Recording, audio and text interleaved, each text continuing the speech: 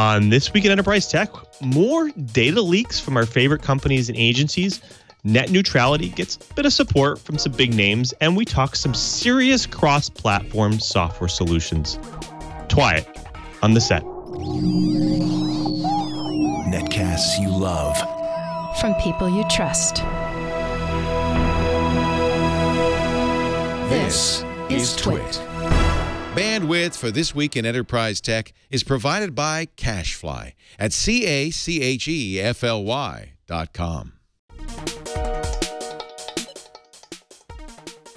Twiat, This Week in Enterprise Tech, episode 248, recorded July 14th, 2017. Emails from your exFAT. This Week in Enterprise Tech is brought to you by Drobo, a family of safe, expandable, yet simple-to-use storage arrays. Drobos are designed to protect your important data forever. Visit drobostore.com to learn more and use the code TWIT10 to save 10% off select Drobos, including the new Drobo 5D3. And by the Amazon Aurora from AWS, a relational database engine that's compatible with MySQL and PostgreSQL, which provides up to 5 times the performance on the same hardware at 1/10 of the cost. Check it out at aurora.aws.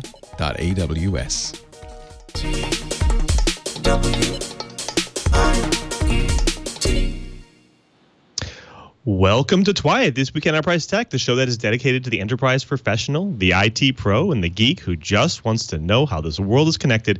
I am your host for today, Louis Maresca, your usher, your steward through the world of enterprise. But as you know, the world of enterprise is a pretty large, massive place. In order to represent it correctly, I have to pull in another expert, a master of the domain, my co-host in crime, Mr. Brian Chi, the director of Advanced Network Computing Laboratory in Honolulu. Chibert, sounds like you need a little pick-me-up today. Yeah, it's weird. You know, I went to bed early. I slept soundly. I woke up, and it felt like I hadn't slept at all. And then, of course, it's a Friday. So what happens? My USB to XLR codec decides to stop working. So I'm on a iPhone-style headset, and I'm hoping it doesn't create too much background noise. It's a Friday. That's right. That's right. And well, you look beautiful, so I think we're good to go. But of course, you know, today we have some pretty amazing topics. We're talking a little bit about saving net neutrality, and we also have a guest today who's talking storage management and cross-platform compatibility with Paragon software. But first, of course, like we always do, let's kick it off with the blips. Well, every week I seem to report one of these, and this week WikiLeaks did not disappoint us. This week it published the 16th batch of Vault 7 leaks, and this time, instead of malware hacking tools and implants, this release is about the process the CIA uses to collect data from compromised smartphones. Project HiRise is an Android app which is used for malware and that actually collects data and routes it through your SMS. HiRise only works on Android versions 4.0 through 4.3, which is actually Android Ice Cream Sandwich and Jelly Bean. But it's documented way back in December 2013, which means it's more likely that they've upgraded the system over the last several years. Another name for the tool is also called TideCheck. It does require the app to be installed somehow, either by an exploit or physically, where it gains root access to the phone. It then also acts as a SMS proxy between the compromised device and a listening post server. Essentially, it's a man-in-the-middle attack. Once it's once you actually send the data or a message, you can actually encrypt it and route it to anywhere you want. And so based on the binary data from this particular tool, it seems the tool could be actually used as a CIA agent-to-agent secure communication as well. I think Jason Bourne might want his TideCheck back. Well, here's a Windows 10 update you really want to fight malware. Microsoft is adding a new ability to Windows Defender, the built-in anti-malware app that ships with Windows 10. The company has cooked up something it calls controlled folder access. Here's how it works. After you've installed the Windows 10 Fall Creators Update, jump into the Settings app and head to the Windows Defender Security Center. Once you're there, you'll see the controlled folder access toggle. When you turn it on, Windows 10 will make sure that only programs it considers trustworthy can change files in protected folders.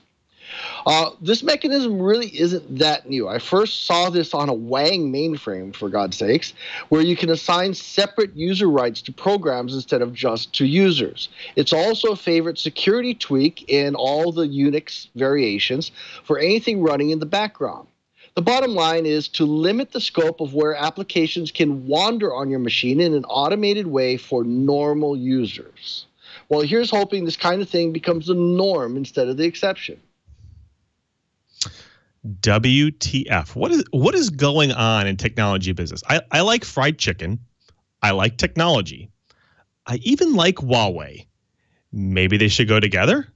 Well, KFC and Huawei think so, and they came out with a limited edition smartphone that packs a 5.5-inch screen powered by a Snapdragon 425 with 3 gigs of RAM and 32 gigs of storage, which is expandable up to 128 gigs via micro SD, as well as a 3020 milliamp battery and a fingerprint scanner.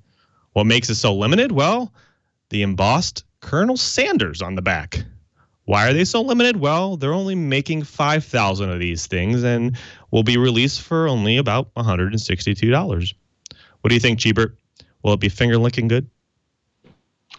Well, while we are on the topic of the Windows 10 Fall Creators Update, sadly, Timeline and Pick Up Where You Left Off isn't going to be in there.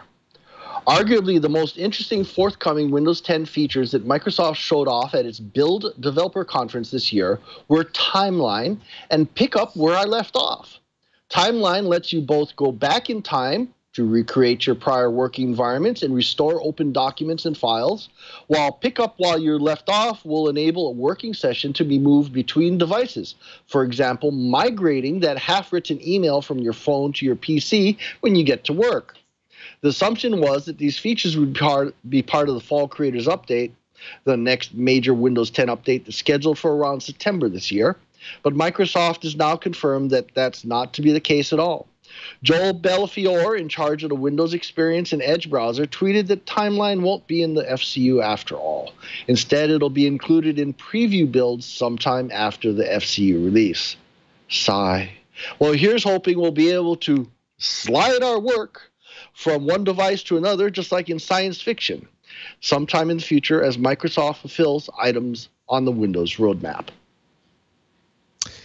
As big data trends continue, and so does the intelligent edge, computing power needs to really keep up. While researchers at MIT and Stanford might have the answer, computers today are a piece built together made of separate chips and components, sometimes adding massive amounts of latency into the interconnects. Well, imagine if you could have a chip that's stacked everything together in a nice, neat 3D package. While researchers have constructed a chip instead of relying on silicon-based devices, the chip uses carbon nanotubes, which are actually sheets of 2D graphene formed in nanocylinders, and resistive random access memory cells, a type of non-volatile memory that operates by changing the resistance of the solid dielectric material. The RRAM and carbon nanotubes are built vertically over one another, making a new, dense 3D computer architecture with interleaving layers of logic and memory. What will this do to computing? Well, it provides a very dense package of computing and storage, and essentially overcoming the bottlenecks of moving data between chips. Not only will this improve existing computing technology, but it might just create a new range of technology too. Well, here we go again. Another breach, or maybe just a big oopsie, as Verizon customer information is exposed.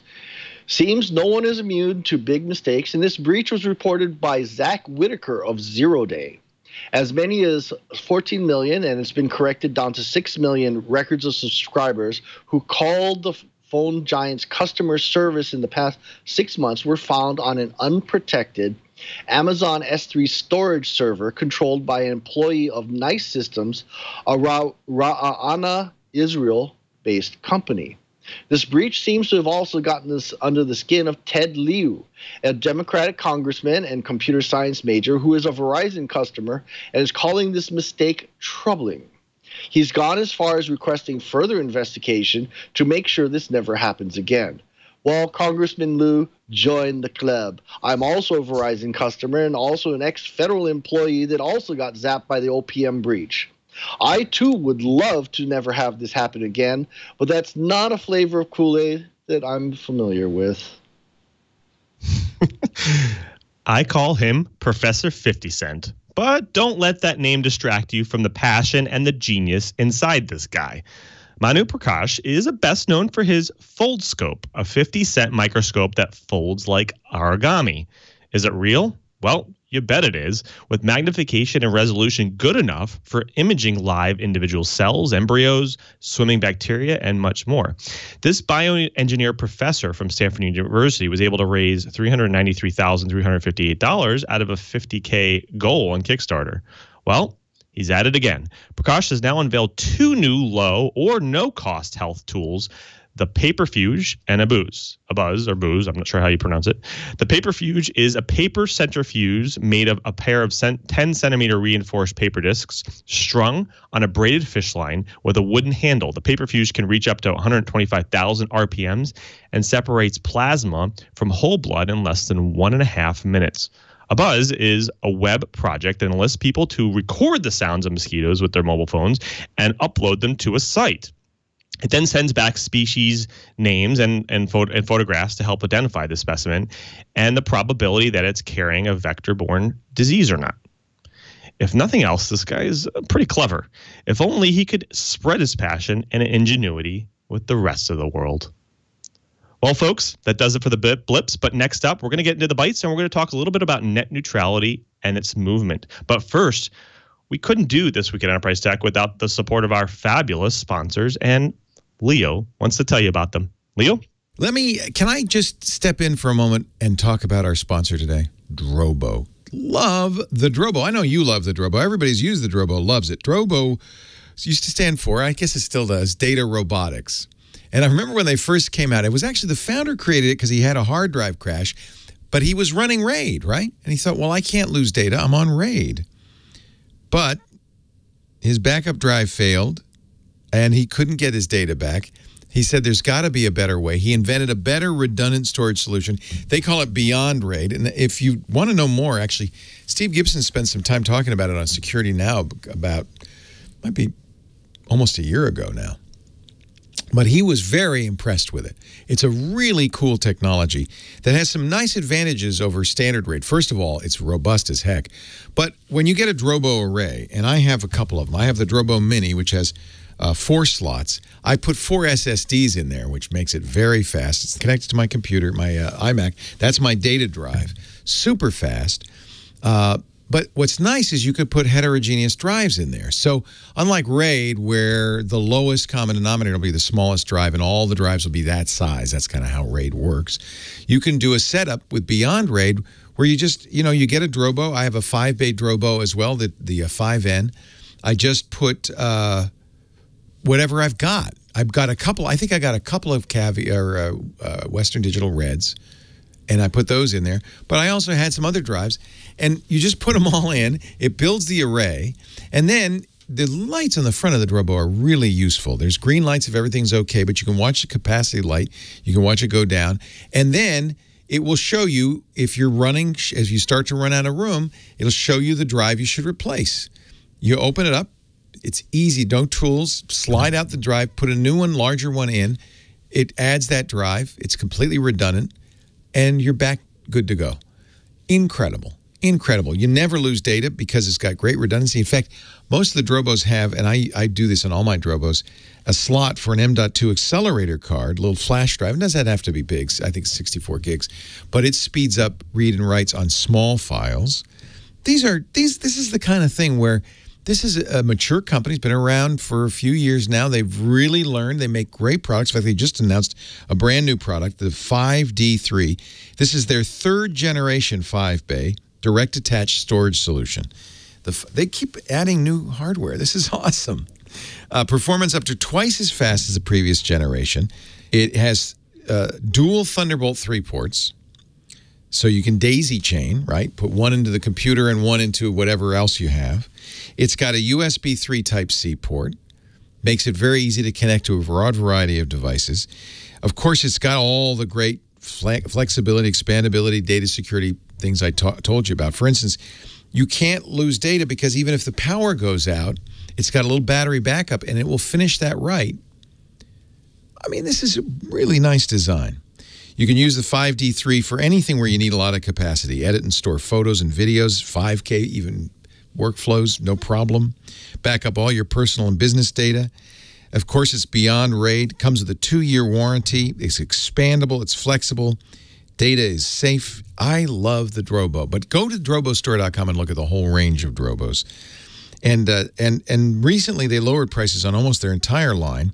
Plus, because you're listening to This Week in Enterprise Tech, you're going to get an extra 10% off the purchase of select Drobo models, including this new 5D3 at drobostore.com. Drobostore.com. You got to use the offer code TWIT10, TWIT10. Oh, and for a limited time, when you buy the Drobo 5D3 now at drobostore.com, you'll get a free Drobo skin while supplies last. That's drobostore.com. Use the code TWIT10. And we thank them so much for their support and for making such great hardware. I got my Drobo Mini hooked up. I got the backup going on in the 5D. Actually, No, I have a 5N. I have a 5D and a 5N. Got a lot of Drobos. You should too. Drobostore.com. Don't forget the offer code TWIT10. Oh, I forgot to say, now back to you. Guys, take it away. Thanks, Leo. And thanks to Drobo for their support in This Week Enterprise Tech. So let's go ahead and jump into the bites. And so this past Wednesday, a lot of you have heard, it came and went, and the whole internet-wide day of action to save net neutrality to oppose the FCC's plan to remove Title II.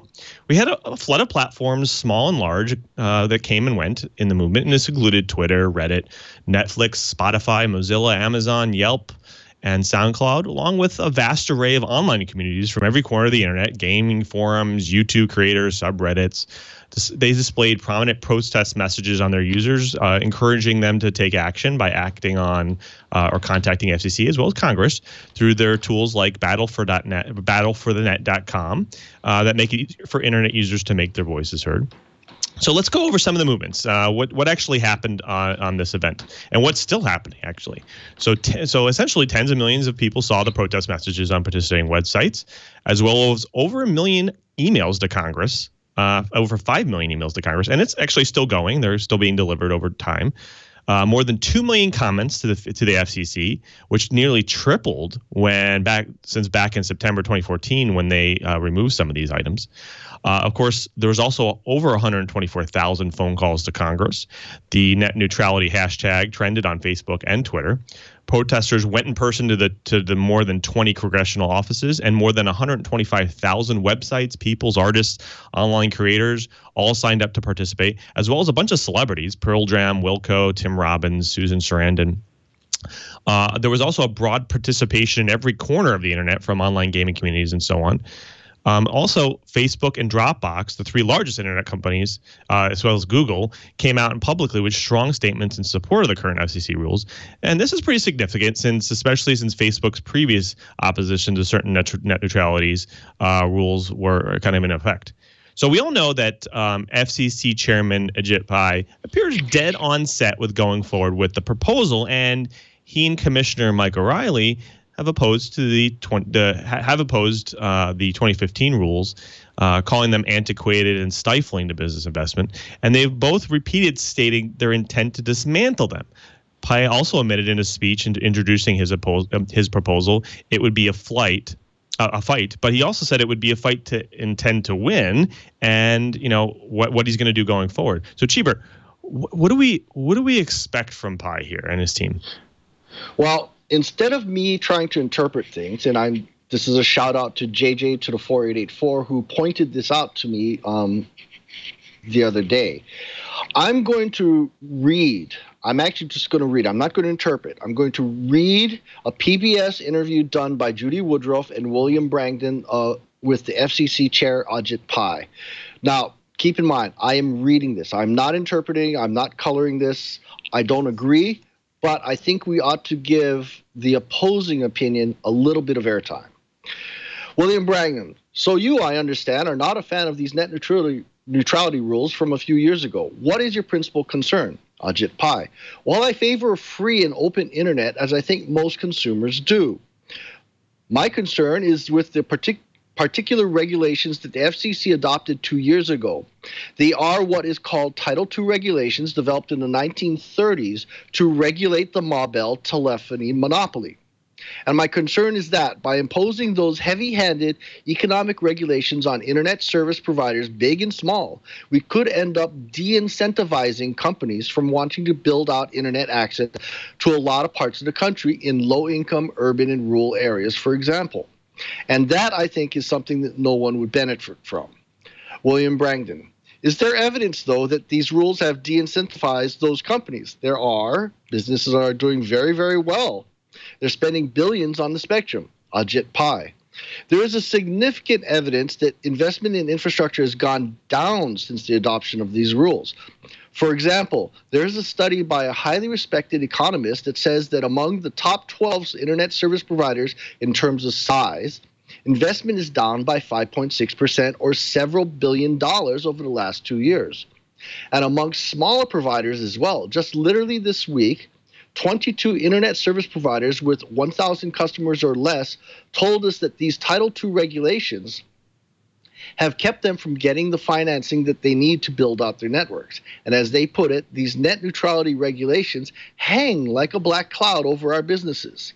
And so what we're trying to do going forward is figure out a way that we can preserve that free and open internet that consumers want and need, and preserve that incentive to invest in the network that will ultimately benefit even more customers going forward. William Brangden. I know there is a whole group of other internet companies, Facebook, Google, Instagram, those types of companies that have said to you, these rules are not a hindrance to us. We have been able to thrive and survive under these rules. Don't change them. What do you say to them when they argue this to you? Ajit Pai. Well, 2 different points. First, if you look carefully, a lot of these companies don't say that they like Title II specifically, these particular regulations. What they say is that they care about the principles of free and open internet. And so I actually think there is a decent amount of common ground here, and it's just a matter of finding the appropriate legal framework to reach that common ground. But the second point I would like to make is because these companies are the best evidence of the success of the light touch regulatory framework that originated in the Clinton administration, and that's something I favor. Well, this is actually starting to get kind of long, but it boils down to there are 2 sides of every argument. I don't particularly agree with Ajit Pai, but I also see some of his points. I am in favor of light touch. I feel the market should drive a lot of things, but I want the government to make sure that we don't somehow or another create a giant monopoly that can do whatever they want, like we had in the days of the mobile monopoly. What do you think, Lou? Yeah, it's interesting because even on Wednesday, I won't name any companies, but I think there's a lot of companies out there, including some ISPs, that kind of showed their, I guess, almost their hand in some sense, where they attempted to convince people that they were kind of going towards or agreeing with net neutrality, some of the net neutrality parts. But in fact, they were just kind of pushing people to think that they are. So like, for instance, some agree what they call a 2-sided market, which basically means they want to be able to charge their customers for both internet access and the websites they actually go out and reach. And so implicitly, this means that, of course, they can essentially block websites that can't or won't pay the fees that they expect, and which would essentially limit the universe of sites that a user can access. And so they also said that they will be able to charge web companies for the priority access, either in the form of exemption or user data caps. And this essentially would be make it more expensive for even things like startup companies and people who are just trying to get into that, especially if they can't afford the paid prioritization. So I think that this is going to have a huge effect, I think, if they don't go back. And in fact, one of the key protections from the 2015 rules was the general conduct standard.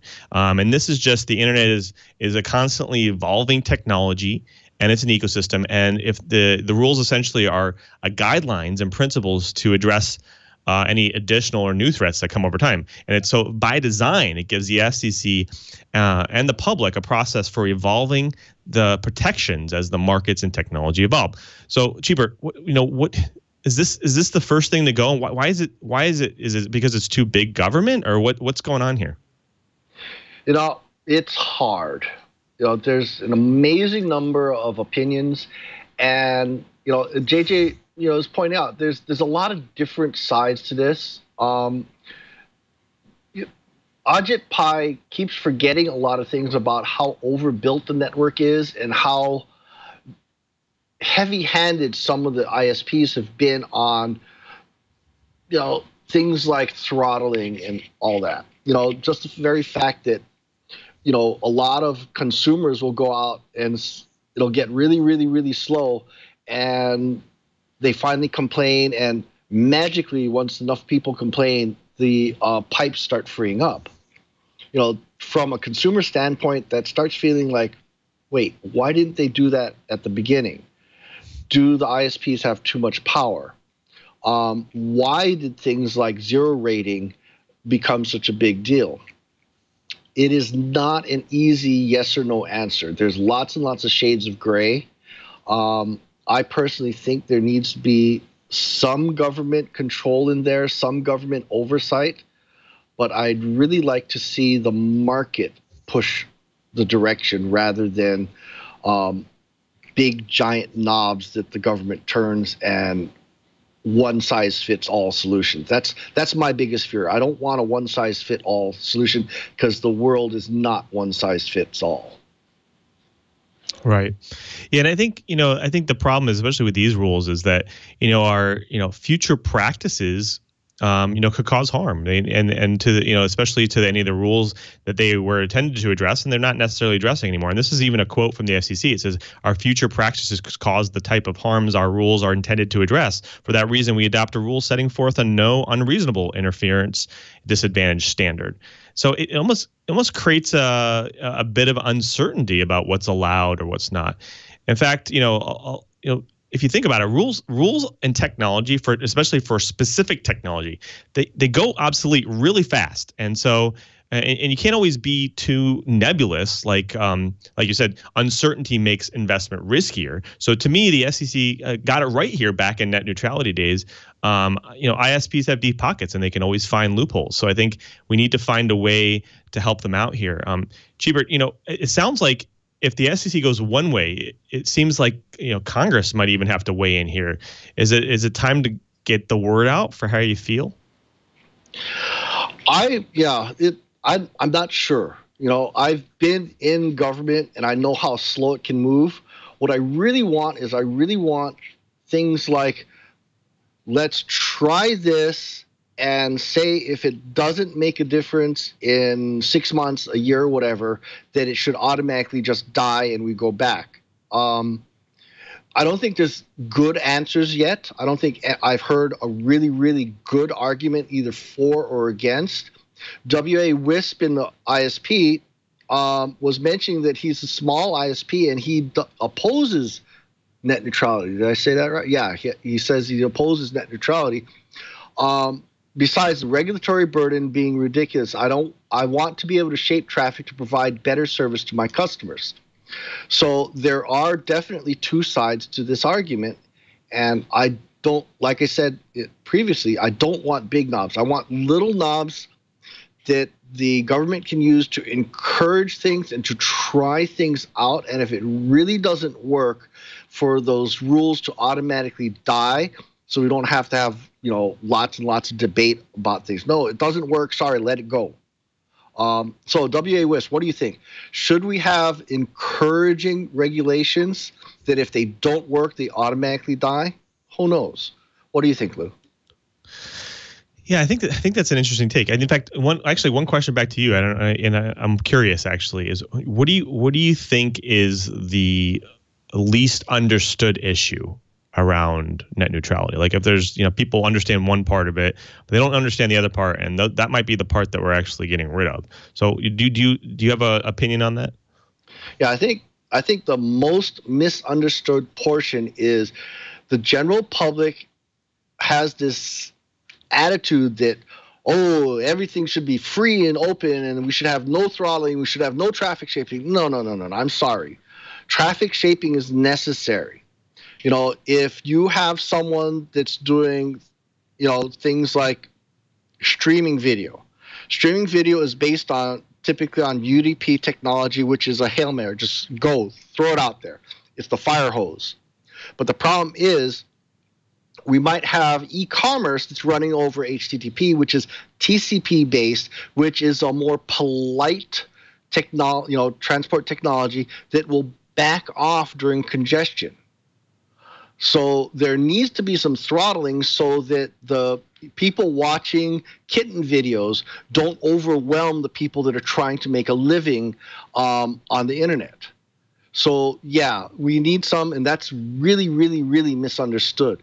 You talk to Joe whoever off the street, and they'll always tell you, oh, throttling's bad, throttling's bad. No, throttling's good.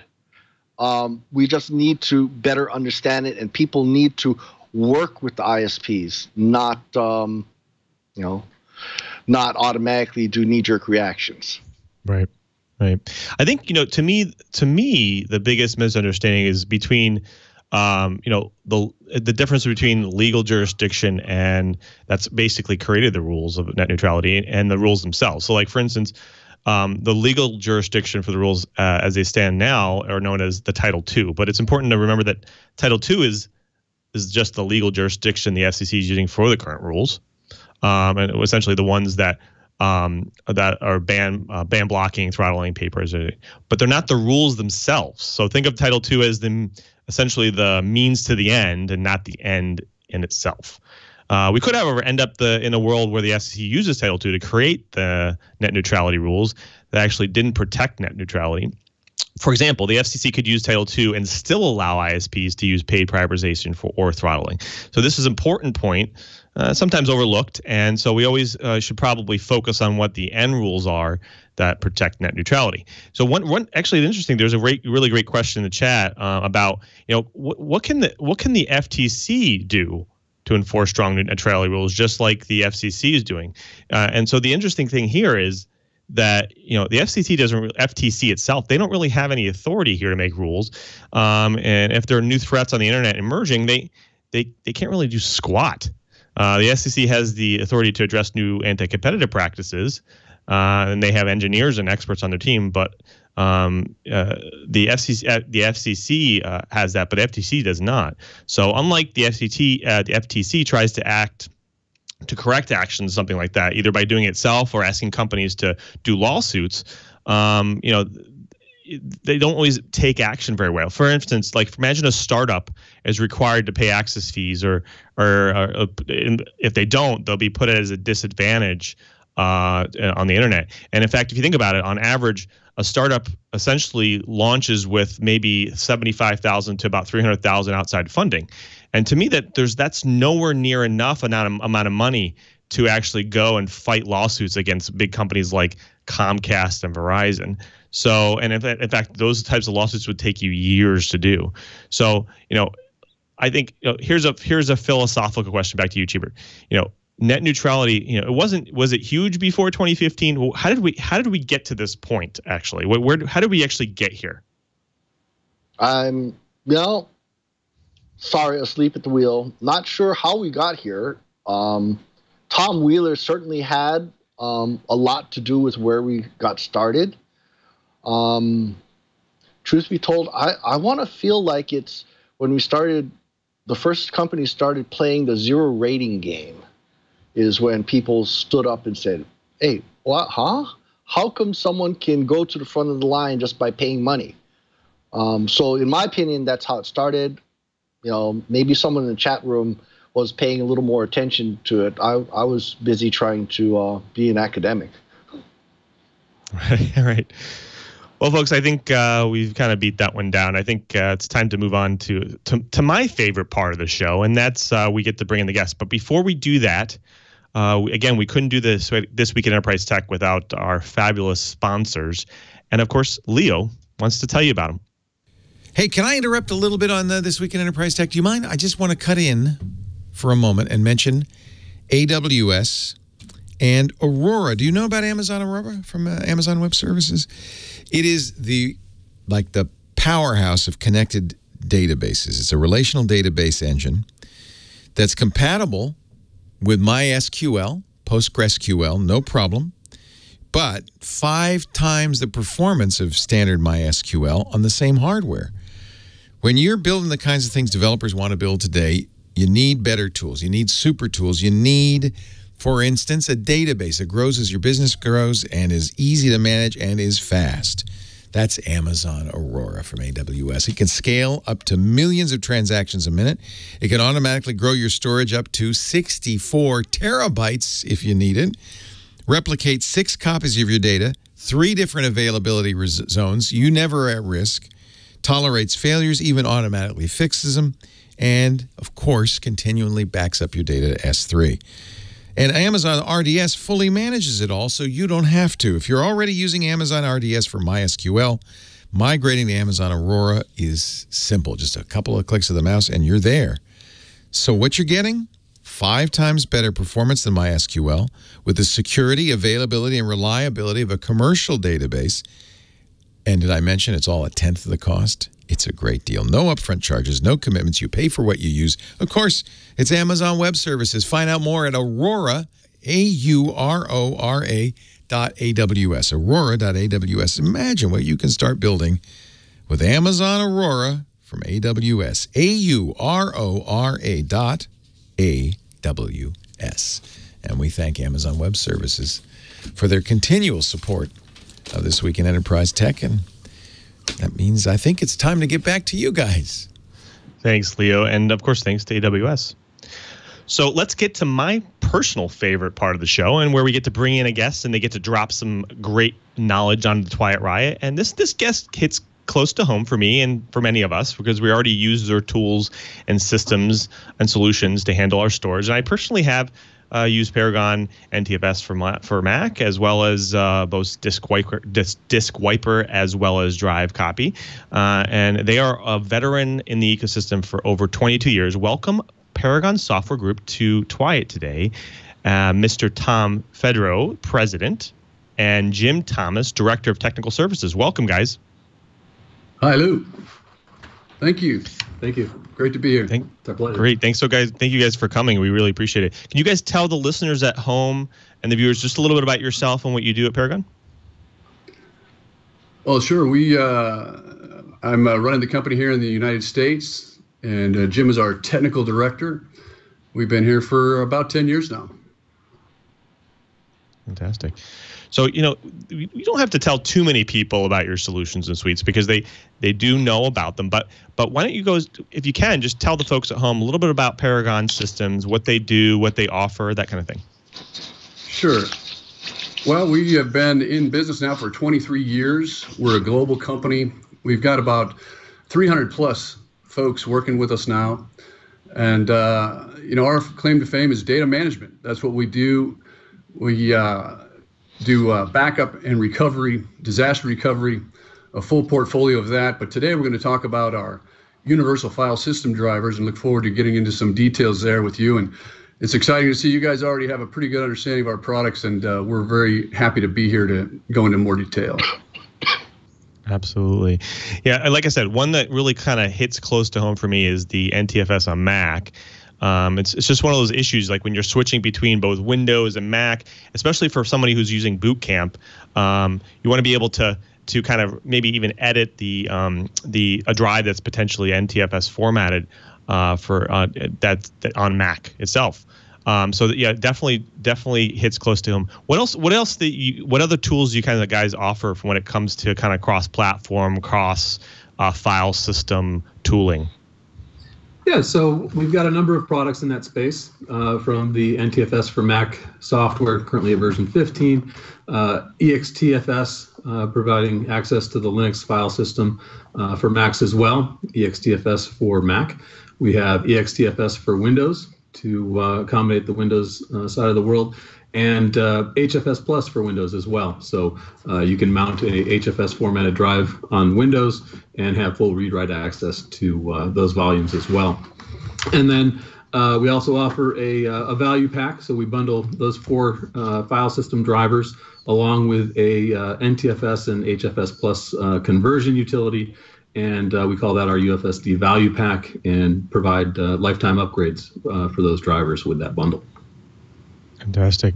So what kind of drove Paragon Software Group to kind of drive down this rabbit hole of cross-platform storage system compatibility?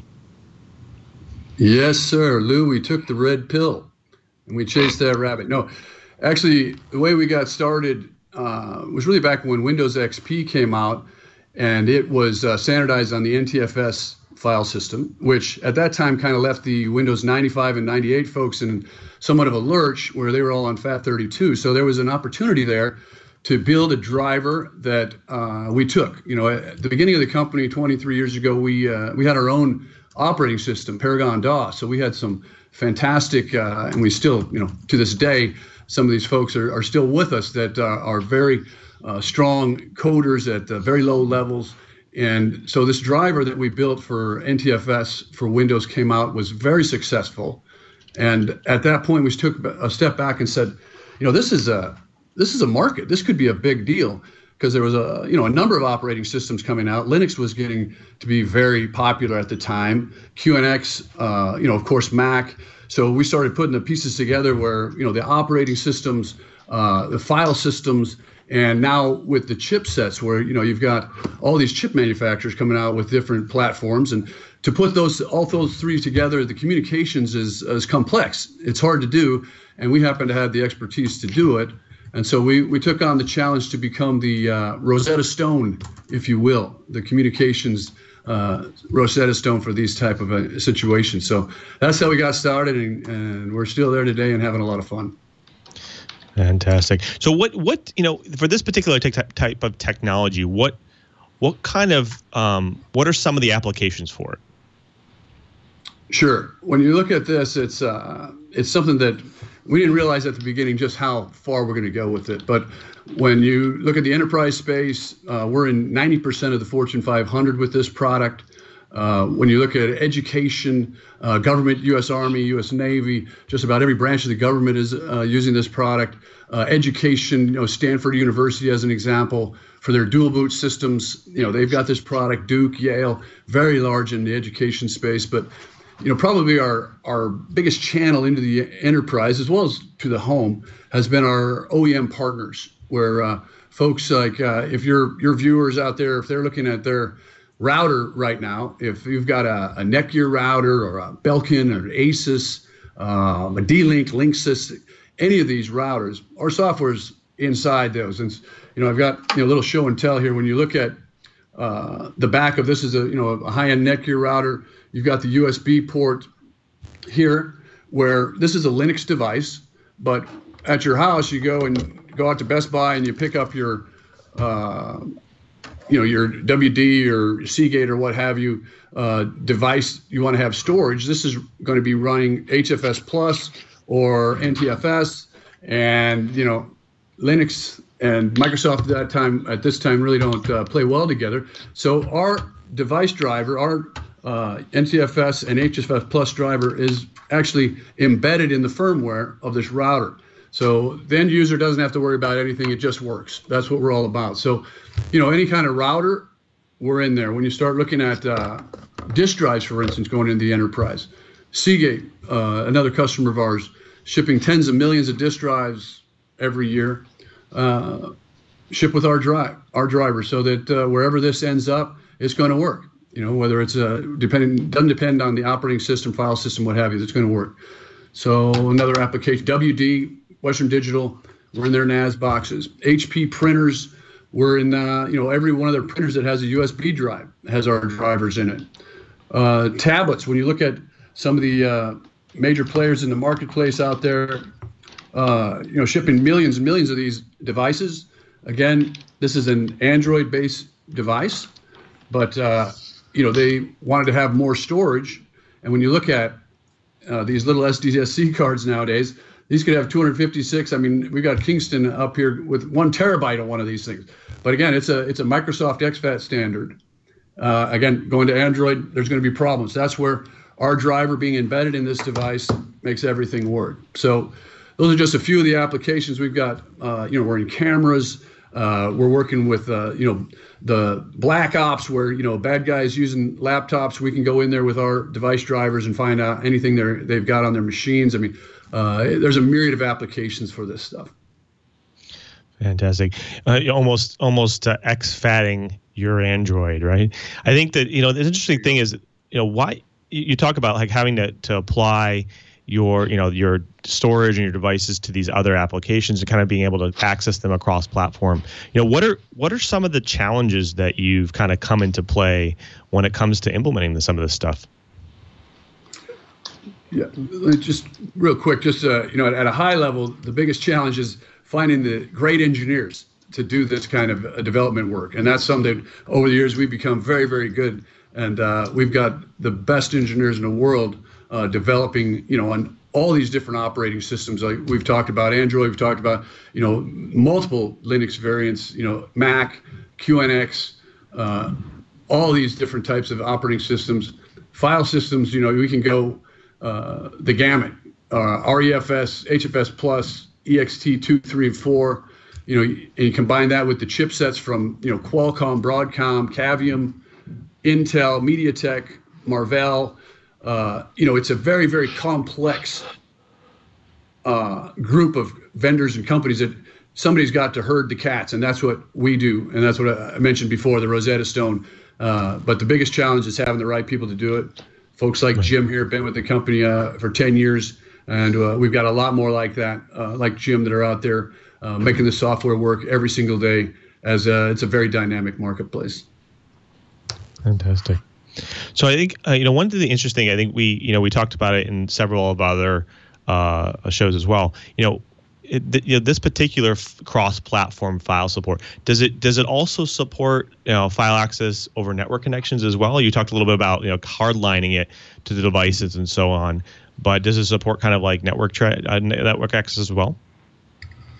You would want to have the driver applied to the remote device. So it's designed to access locally attached disks and then provides access through buffered I/O. So if the remote device on the network has the driver either embedded into the solution or has been installed on that device, then you would be able to access the content from the dissimilar file system from the remote client. Got it.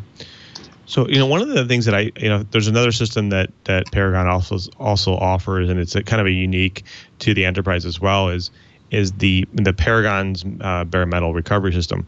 Can you talk a little bit about that system and kind of what solution that provides to businesses and to enterprise? Sure, absolutely. The adaptive restore capabilities allows us to restore a Windows system to dissimilar hardware. We utilize DISM to inject drivers into the restored system. We reset the HAL and enable that system to boot successfully for the first time before any other dissimilar drivers are prompted for installation. So if, for example, you have a workstation or a server has a motherboard failure, you can quickly get back up and running, moving the existing disks over to a new system, running the P2P adjust OS wizard, injecting the necessary drivers, and getting that mission critical server back up and running temporarily. Alternatively, if the hard drive dies and you have a backup image, you can restore that backup image to dissimilar hardware, run our P2P adjust OS wizard, and get that system up and running very quickly. That same type of technology is also leveraged to migrate a physical system over to a virtual environment.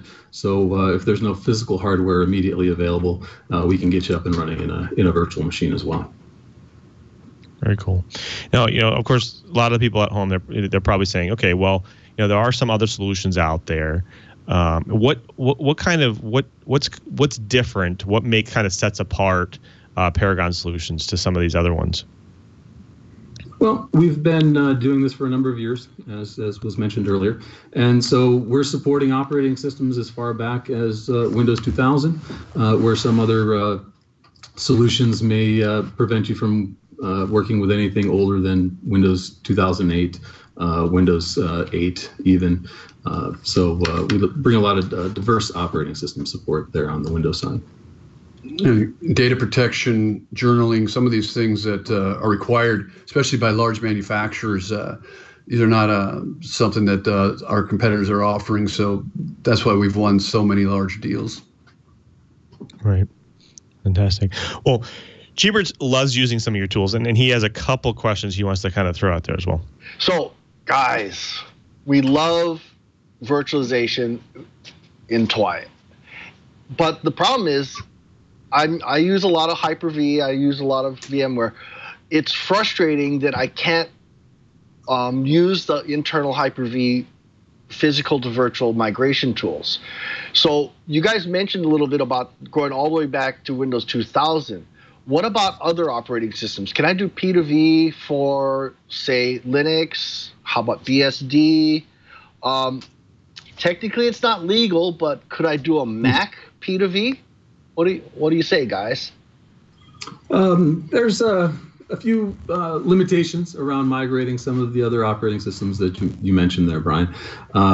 We can definitely back up and recover a Linux-based system. The end result there is the bootloader for the operating system has to be reinitialized after the recovery. We're looking to provide some additional functionality for users in that space here in the near future, but right now, reinitialization of the Windows bootloader is required.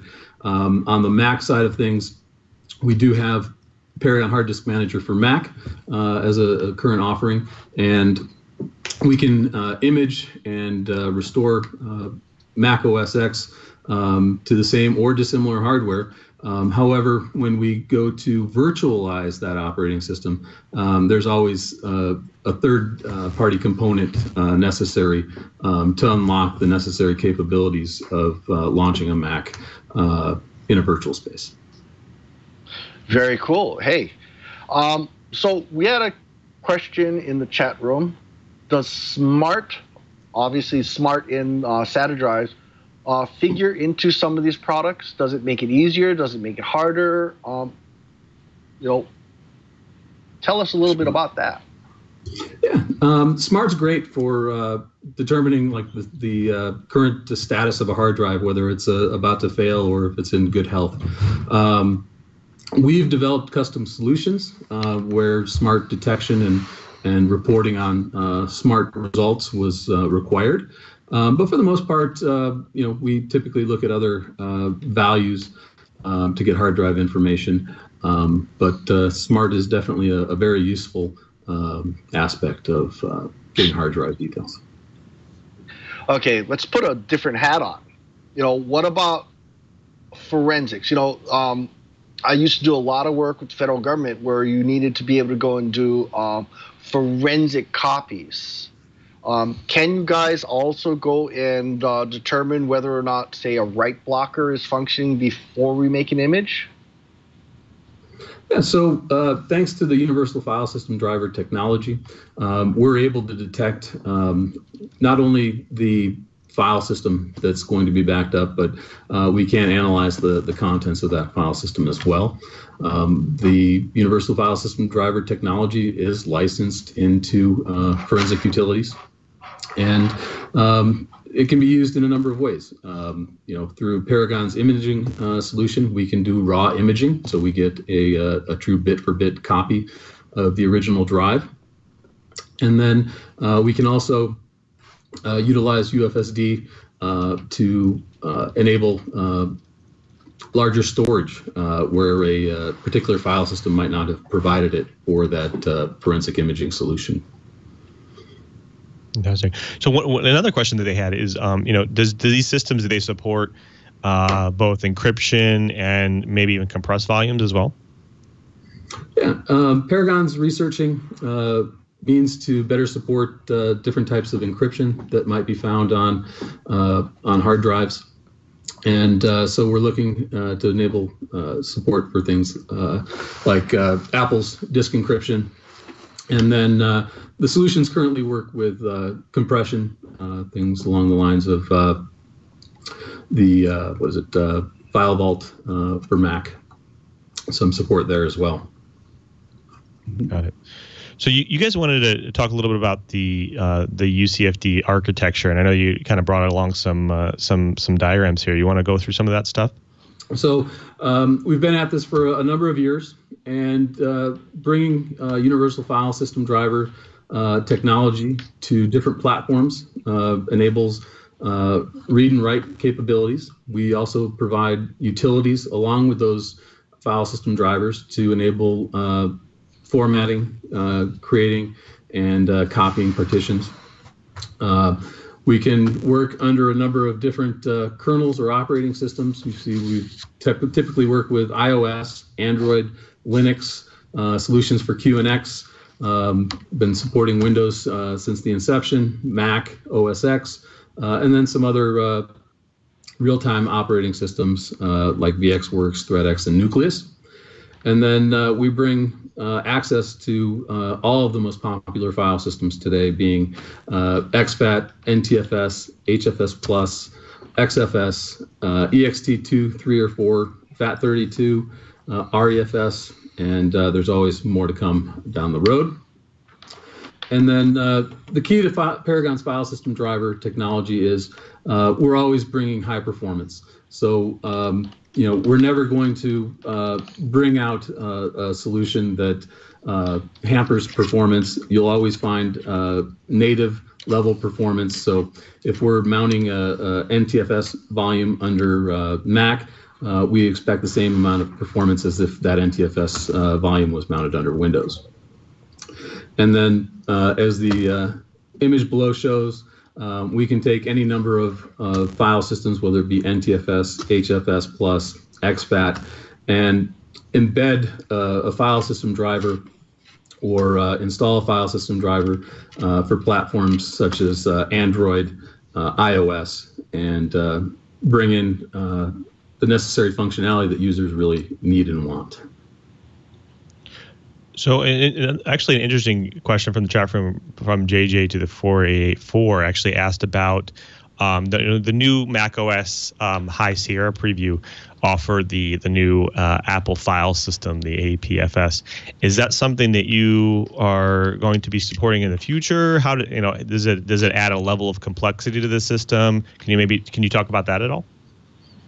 Yeah, happy to. Paragon's rolling out a solution for High Sierra as well, and you'll find NTFS for Mac compatible with the new OS, as well as exTFS for Mac in the very near future. We're looking forward to Apple's release of High Sierra and are welcoming other capabilities here as they begin to roll out more in the public space, such as the new Apple file system that's due to roll out relatively soon. Now, Paragon has some other solutions as well. Obviously a lot of disk solutions, cross-platform solutions, but you also have things that have to do with deployment. And is there anything other that would be helpful to some small businesses, medium businesses, to try to kind of roll out their solutions? What would help them with that? What other tools and what other systems? Yeah, we've got a great large portfolio of solutions here at Paragon. So if you're looking for managed backup, we've got protect and restore, centralized management of virtual and physical and mixed environments. You can manage everything from a single pane of glass, insight into the virtual environments, so agentless backup of virtual machines, whether it's a Mac, a Windows-based system, or a Linux system. As long as the hypervisor supports it, then we can back that up and recover them.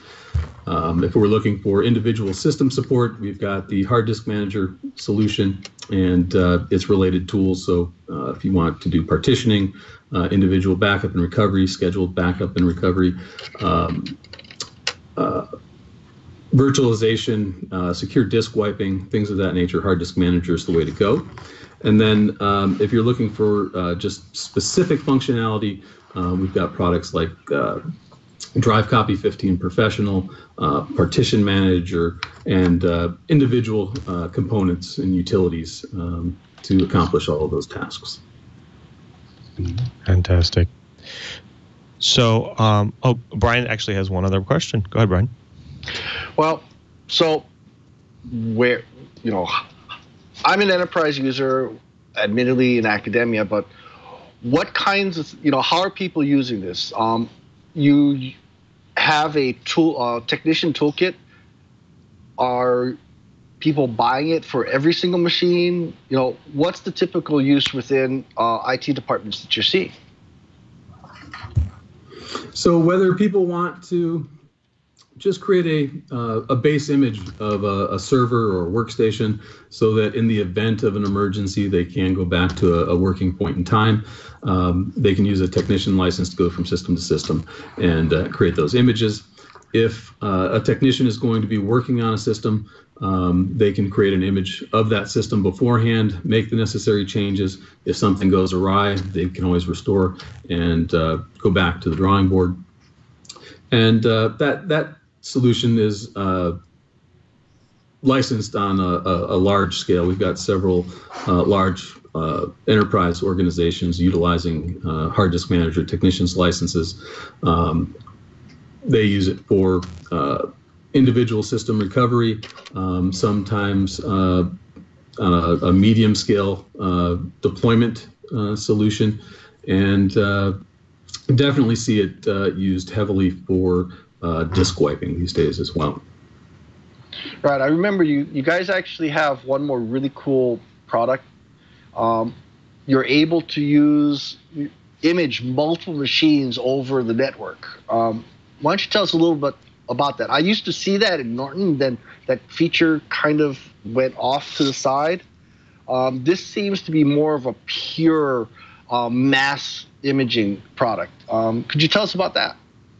Yeah, Paragon Deployment Manager, great solution for system builders, enterprise customers, anybody that needs to deploy devices at a large scale. So we offer a multicast imaging solution, cyclic multicast deployment. So individual systems can join a deployment session at any stage of the current deployment session. They'll pick up the image midstream. As that cyclic image circles around, they'll pick up whatever portion of the image they initially missed until they have a full image. System post-configuration options after deployment are available too, so we can configure the system in a number of ways. As far as the drive configuration goes, the operating system can respond to an answer file for configuration, and there's also a unicast mechanism there, so we can deploy from the client side if we don't want to just push out from the server side. And I guess it was saying pre and post configuration options, so you can automatically shut down systems after a deployment session finishes, for example. Look out across the deployment floor and see that all the systems have been deployed and are in a proper state, so that they can then be packaged and ready to distribute out to the user base. Fantastic. Well, unfortunately, we're actually running out of time, but I do want to thank you guys for coming. And like I said, I've used Paragon software for years, and you have it's like the Swiss Army knife of tools for backup recovery and file system tools, and some really great stuff in there. I want to thank you guys for coming. Can you, Tom, can you tell the folks at home, the audience, where they can find you, where they can find Paragon software, and where they can read up on your solutions? Absolutely. You can visit our website at www.paragon-software.com, or you can give us a call, 1-888-347-5462. We'd love to talk to you. And again, we've spent a lot of time on UFSD today on our file system drivers, but we have a whole portfolio of backup and recovery solutions from, one server in one office to thousands in offices across the country. We've got very compelling portfolio products to talk to you about. We'd love to hear from you. And in fact, I think in the chat room, we have an email available for your viewers to send to us an email, and we'll get them a full version Backup and Recovery 16 at no charge, so they can really test our product and see what it's all about. We think you'll like it. Fantastic, and I'm sure that they would love that. Jim Thomas, Director of Technical Services, thank you so much for being on the show as well. Can you tell the people at home where they can find you and all of your work? You can find me here at Paragon day in and day out. Happy to take calls. Still on the phones here, and you can reach me if you need me at jim.thomas@paragon-software.com. Fantastic. Well, thank you guys so much for joining us. And, of course, the Twilight Riot, appreciate you dropping some knowledge on them. It was a pleasure having you on Twit. Thanks so much. Thank you for the time. Appreciate it, Lou. Thank you. Well, folks, you've done it again. You've used up another hour of the best dang enterprise software show, according to 9 out of 10 backup devices. Of course, folks, I want to thank my co-host in crime, who is our a tireless producer, as well as the one and the only Mr. Cheebert. Cheebert, can you tell the folks at home where they can find you and all your work? Actually, first off, I'm going to fess up to the Twilight Riot. I got too aggressive on my privacy settings for Twitter, and that's why I wasn't seeing some of your tweets. My big apologies. Egg on face, sorry. It's changed. I'm sure some of you have noticed I've been a lot more responsive on Twitter now. I am ADVNETLAB. My biggest apologies to the Twilight Riot. I will do better. Even an old codger like me can be taught lessons. Anyway, give me a yell on Twilight. I've been taking notes like crazy, and some of the tweets you've been sending me, I'm already working on. Especially with the guys at VMware, Docker. Some of the guys are helping me find a sponsor at the Microsoft Office 365 group so we can start getting some of those folks on. The power of the Twit Army surpasses all. Thanks, Brian. Absolutely. But, of course, folks, one thing we have to do is we have to thank you. You tune in week after week. We couldn't do this show without you. But if you want to get your Twilight, your enterprise goodness every week, and you want to support Twilight, we want you to subscribe. We want you to make it easy. We want to make it easier for you to do that. So go out right now to twit.tv/Twilight. There you'll find all the back episodes, all the full show notes, links to our different things, as well as names of our guests. And most importantly, next to the videos, there's those magic buttons right there, and allows you to subscribe to any format of your choice, both audio, video, HD video, and pretty much on any device of your choice: phone, tablet, laptop, desktop. Also, we want you to share Twilight. We want you to share it with your friends and family. I think they could benefit from our information as well. Of course, remember also we do this show live each and every week on Friday 1:30 p.m. Pacific time, and you can come watch us live on live.twit.tv. And as long as you're watching us live, you might as well come out and jump into our live chat room as well as irc.twit.tv. Each and every week we have amazing discussions to get some great topics and questions for our guests. So come by, visit Twilight Riot. Don't forget as well, you follow me on Twitter at twitter.com/LouMM. That's where I post a lot of the things I'm working on, as well as I also will take show suggestions. I can always forward them on to Cheebert if he decides to muck with his Twitter session and his Twitter settings again. And also, don't forget to visit dev.office.com and, of course, graph.microsoft.io. That's where all of my work and all of the things that I'm doing in my daily job will show up there. Also, I wanted to thank everyone who makes this show possible, especially to Leo and Lisa, who support us week after week. for doing this Week in Enterprise Tech. And also thank you to all the engineers at TWiT that make this show possible. And also to our tireless producer, Mr. Brian Chi. And, of course, to our TD, Kevin, the Shark Man himself. Can you tell the show folks at home what you do at TWiT and if you're even there? I'm here. What do I do? I enjoy my free and open internet. Yes. For the time being. Absolutely. And well, we hope with some of these net neutrality rules, you'll come back and check out next what's on TWiT. Until next time, I'm Louis Maresca, just reminding you, if you want to know what's going on in the enterprise, just keep TWiT.